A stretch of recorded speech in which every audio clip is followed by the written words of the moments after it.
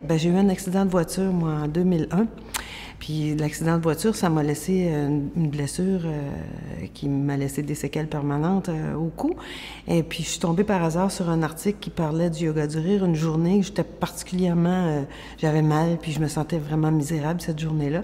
Et en lisant l'article, justement, c'est que ça décrivait ce qui se passait dans le corps quand on riait. Puis la personne, elle parlait de personnes, justement, des employés qui riaient de moins en moins, le monde qui est de plus en plus sérieux. Puis je me suis vraiment reconnue là-dedans. Parce que j'ai toujours été une personne qui était enjouée, puis qui était vive, puis dynamique. Mais là, je me suis aperçue cette journée-là que j'avais arrêté de rire rire abondamment, puis comme quand j'étais plus jeune. C'est pas que je suis très vieille, mais même à ça, j'avais déjà perdu cet aspect-là de la vie. Puis je trouvais que c'était quelque chose qui était trop précieux pour l'avoir perdu, sans même m'en être aperçu que c'était disparu. Alors cette journée-là, quand j'ai lu l'article, je me suis dit, il faut que j'enquête sur ce sujet-là.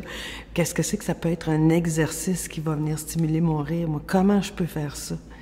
Puis j'ai été convaincue après la première méditation du rire parce que je me suis mise à rire comme c'est venu du plus profond de mon cœur. Ça jaillit, puis je riais. Je me disais, c'est bon, c'est bon.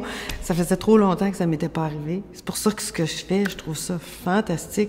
Quand je regarde les gens après, là, ils ont les yeux brillants, sont toutes...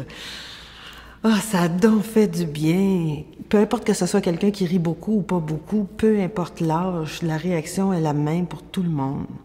On est tous un peu surpris parce que c'est différent hein, comme méthode.